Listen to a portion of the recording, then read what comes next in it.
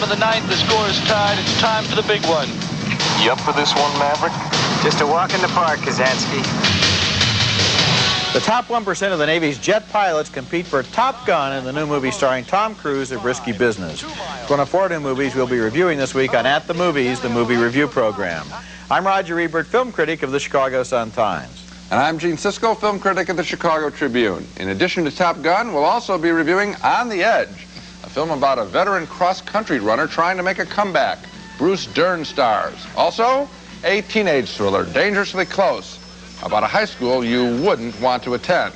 But first, Roger starts with a comedy with a lot of big stars. The name of the movie is Sweet Liberty. It's a film about the making of a movie, a Revolutionary War romance that's been based somewhat precariously on a serious historical work by a college professor played by Alan Alda. He is appalled when he reads the screenplay and sees that all of his scholarship has been turned into nothing more than Hollywood cliches.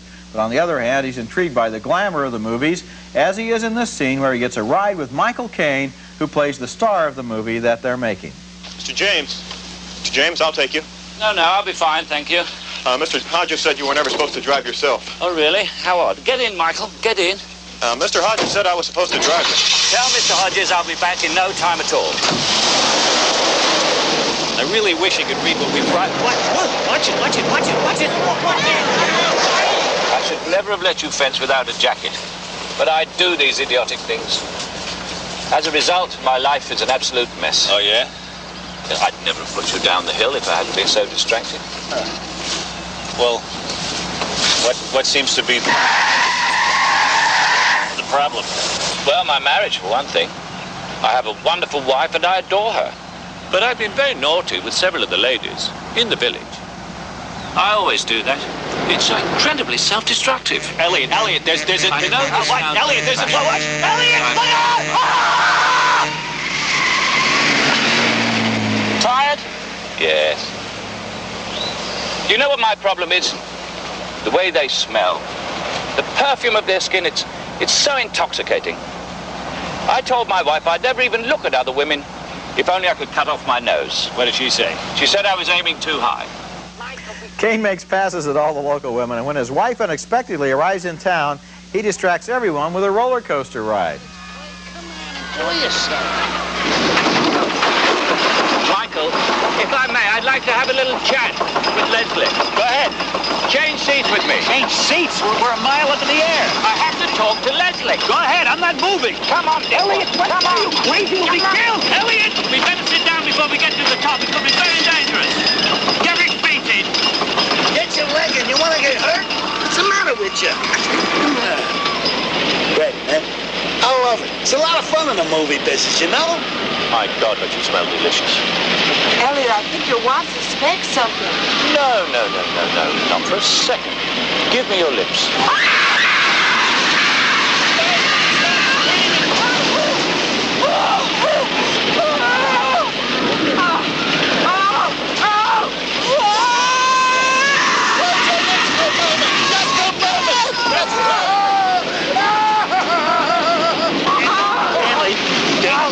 Take your hand off my face. Take your hand off my face. We're dying here. You worried about your face? The bearded guy in the back seat there is Bob Hoskins. You might remember him from The Long Good Friday. A great performance. In this movie, he plays the screenwriter, or you might say he overplays the screenwriter. You sure might. There are a lot of cute moments in Sweet Liberty, funny little passages in the lives of its characters who are sweet and innocent, and pushovers for the temptations of romance and fame. But there are 2 problems with the movie. The first one, the moments really never add up to anything. The movie is episodic, with each scene paying its own rent but not leading into what comes next. For example, that roller coaster scene. And the second problem, the really disappointing one, is that Alan Alda, who wrote and directed this film as well as starring in it, knows more about making movies than he's telling. Instead of a fresh look here at an industry that he knows from the inside out, what he gives us is just a retread of Hollywood's own cliches about itself. Yes, the Hollywood people come into town and they play the town for a bunch of hicks. Yeah, we've seen that movie before. I want to say something more about Alan Alda, and that is I don't like his performance in this film. Because you see, what it really is supposed to be is that he is supposed to be one of the hicks. But Alan Alda, as he plays himself, and as we know him, is a star. So what we've got is the stars meeting a star. And Alan Alda, I'm sorry, does not get into his character here. We never once believe he is not Alan Alda. He sort of presides over this movie, obviously because he's the director, he wrote it, this is his project. He's as big as anything in this movie, and I think a little of his ego got in the way of how to make a movie. He should have either cast someone else in the character and made the movie with somebody else, or at least pulled back, because he's as big a star as anyone in this movie. You know, what I found interesting in the film, there's a lot of stuff that doesn't really belong. For example, there's a little character played by Lillian Gish, who was Alan Alda's ancient mother. Miss Gish is fine, but she doesn't belong in this movie. The character doesn't belong in this movie. Instead of that, they should have had a lot more time devoted to the Michael Caine character, who is the only guy in this movie. Well, I should also have Michelle Pfeiffer, who plays his co-star. Just don't call her a guy. They are the right. She's not a guy. That's right. They are the two people in this movie who really have a handle on the angle of it, which is the visiting stars who take advantage of the fact that people are impressed by them so that they can take advantage of the people. The movie should have been about just the two of them, and Alan Alda should stay out of it. Coming up next, do the old cross-country runners die, or do they fade away, or can they make a comeback? I don't know who this guy is. Any speculation? Over? On the Edge starts out like a predictable cornball flimsy movie, then it just grabs you by sheer persistence. Bruce Dern plays a retired long-distance runner, retired by a scandal, now thinking of making a comeback in a cross-country race to the sea across the hills of San Francisco's Marin County. One of his problems, of course, is going to be his conditioning. Another, though, is his strained relationship with his father, an old-time radical disappointed in his wayward son. Here, finally, before the big race, they make peace. Bill Bailey plays the father. Good luck on Sunday, huh?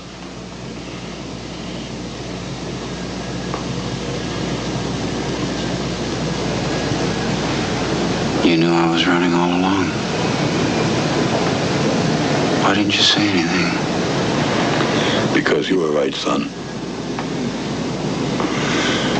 We all have to do it in our own way. It's taken me a long time to understand that, son. And besides, anytime a damn bureaucrat says it's illegal to do something, then it's worth doing. Now get the hell out of here, huh? I got a lot of serious thinking I got to do. Nice scene, but it's the running, the sheer treachery of it that captures our fancy in this picture as Bruce Dern presses himself to the limit. Right. Right.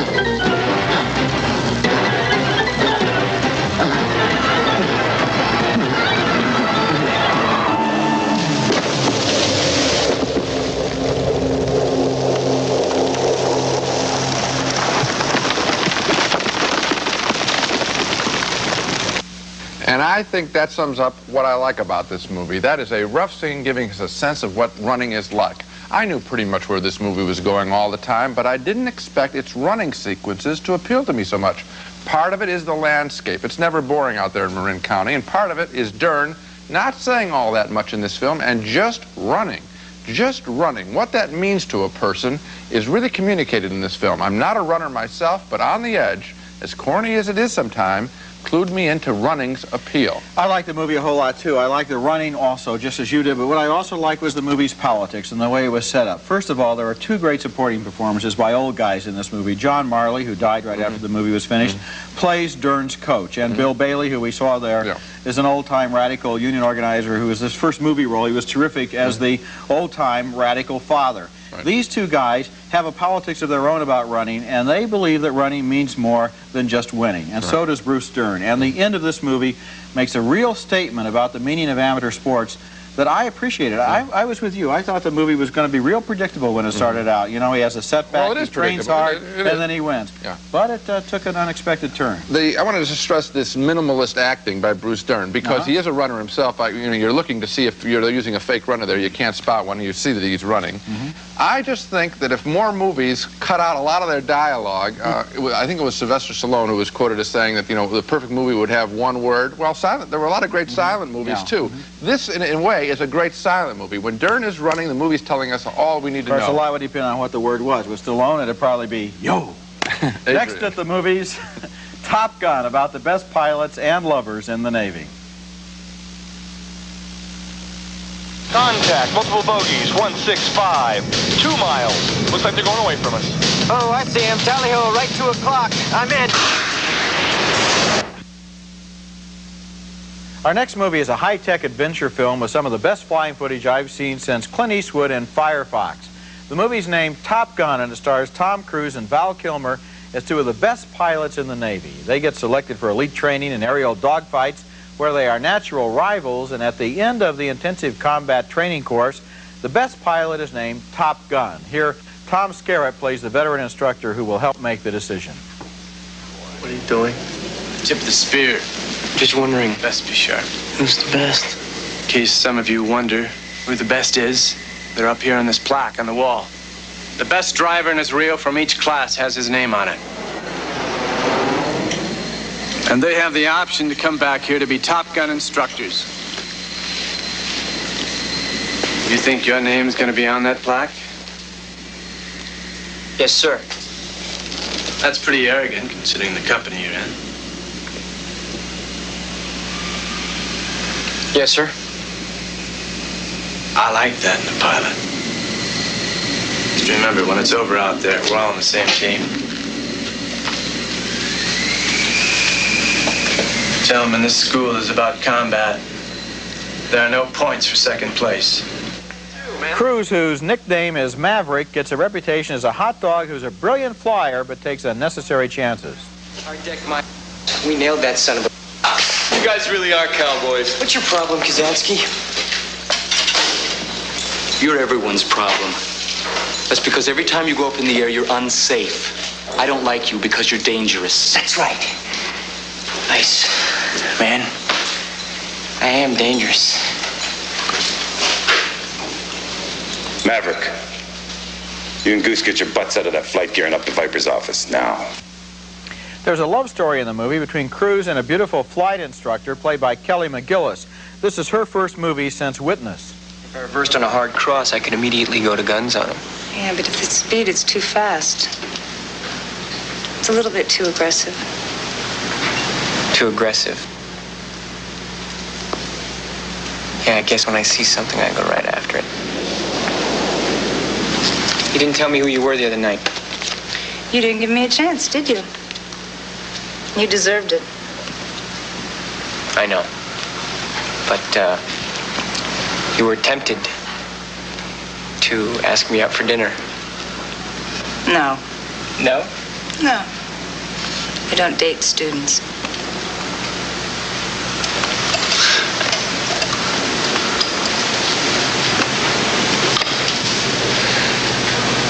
I can see it's dangerous for you.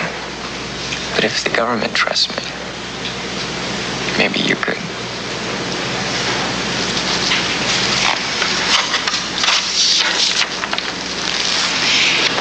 It takes a lot more than just fancy flying.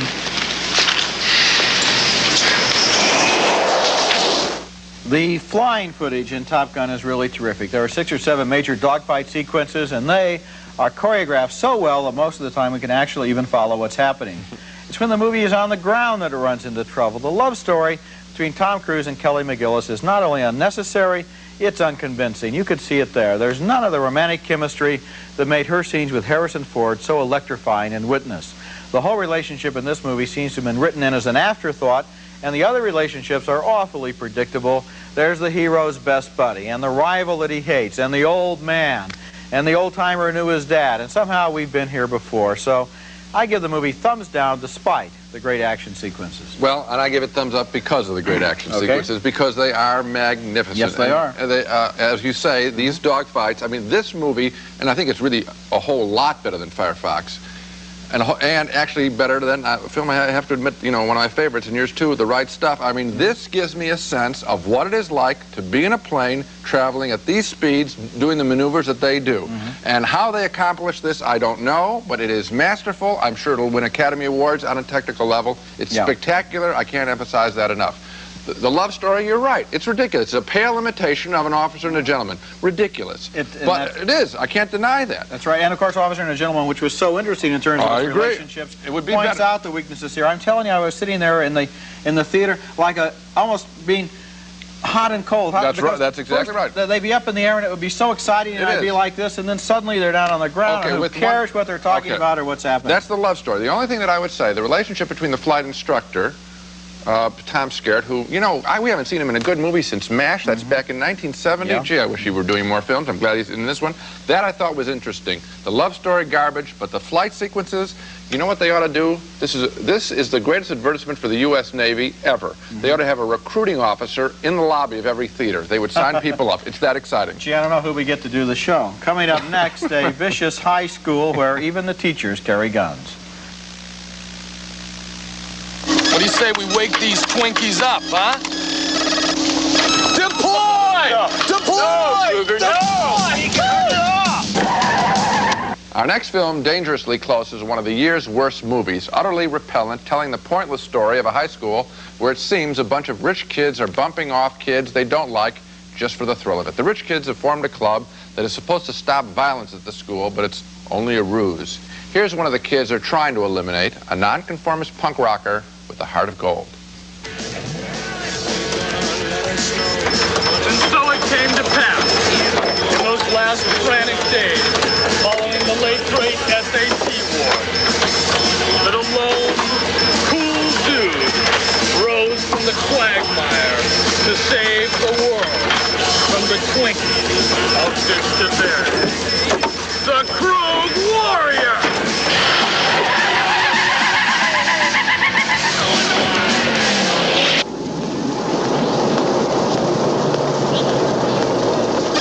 What do you say we wake these Twinkies up, huh?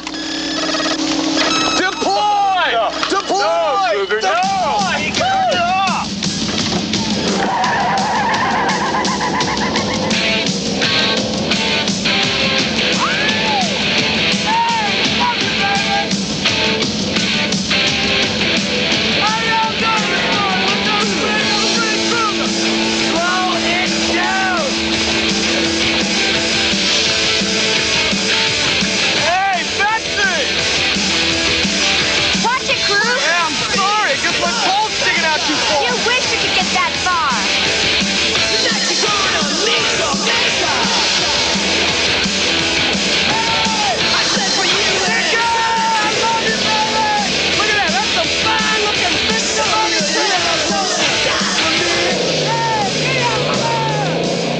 One of the problems in this film is obviously the kid is sort of obnoxious and rude, so, you know, well, bumping him off is a little much, but telling him to shut up, that wouldn't be so bad.